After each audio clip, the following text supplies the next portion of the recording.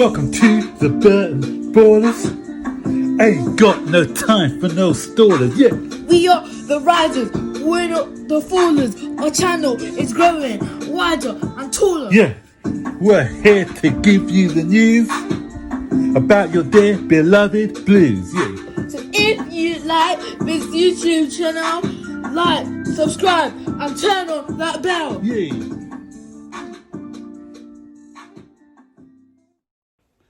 Hi guys, and welcome to another edition of Burton Ballers. And today, I hope you saw my collab video with EMB Football News. So this is another one. This is just going to be a short video today, because obviously the season started. So just going to talk a little bit about the two games. The first game finished 0-0, didn't it? Sheffield United against, who did they play? Burnley. Aston Villa. Aston Villa, that's right. Testing your knowledge. Oh, okay, I didn't want Sheffield United to win, obviously, because they'd have only been 2 points behind us. But come on now, how could that decision, the goal line technology, the ball was over the ball was over the line, and the referee didn't give it. And but the Sheffield United were very hard done by there. And I don't know, for the life of me, I don't understand why that goal wasn't given. But as I said, I'm not complaining because that would have put them closer to the top. So a draw is a good result for me. But you got to feel for Sheffield United. Well, I think I put them to win, though. Oh, did you? Yes, right, okay. We're doing this video during the half time of the Manchester City against Arsenal. And Agent Louise struck again, didn't he? You don't even want Man City to win, though. I don't mind. I prefer Man City to win. Then why not? Because we catch up. We're not really going to catch up with Man City.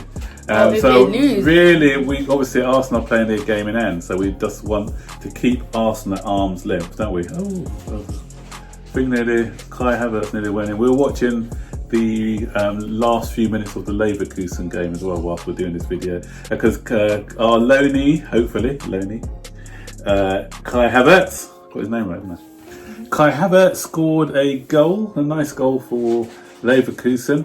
But today there's a report in the newspaper by Simon Johnson, who writes for The Athletic, and he's saying, it's not Simon Johnson, I'm getting the names wrong, it's Matt Law. Matt Law for The Telegraph.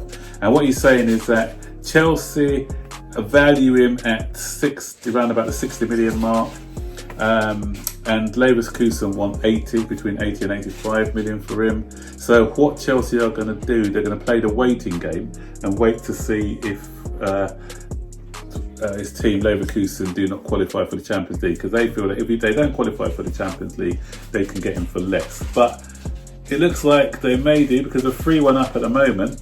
There's 2 games left after this, and they're going to be a point ahead of Borussia Mönchengladbach. So what we really want is for Bayer Leverkusen to lose their next 2 games, Borussia Mönchengladbach to win their last 2 games. Bayer Leverkusen don't qualify for the Champions League, and we get Kai Harvetz in a cut price deal. That'll be the scenario. So hoping that one possible loanee has scored, but then one of our other loanees, the definite one, is coming. Werner, what a goal! Describe the goal zone.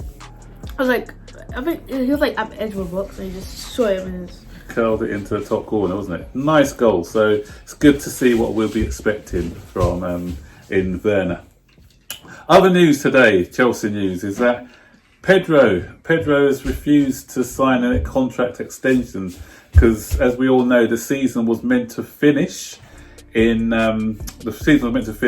the end of May, but because of COVID, it carried on. So the contracts expire at the end of June. Pedro has agreed a deal. Pedro has already agreed a deal with Roma to play for them next season. Abramovich. Pedro. No, Abramovich. Roma. Abramovich. I guess worse. yeah. So Pedro's agreed a deal with Roma, and probably Roma said to him, or Pedro might have said, "Look, I don't want to play because I don't want to get injured, and that will ruin my chances of joining Roma." So it looks like we'll be without them for the last few games of the season. And also, Willian has not yet committed himself to the club. Willian is in the same position as Pedro, so they've got 6 days to decide though whether they want to extend their contracts or not. So we may be about Willian and Pedro for the last few games of the season. The club have made provisions. They've brought in Livorino, I think it is, a youngster that we got, and they've drafted him into the first team squad, and he'll be helping out on the wings until the end of the season. So what do you think of that? Willian and Pedro refused to sign contracts. Well, they were getting a bit older, a bit like rusty. So I think that, I think we should bring in a youngster, but I feel like one of the wings need like kind of experience and stuff. Yeah. Yeah.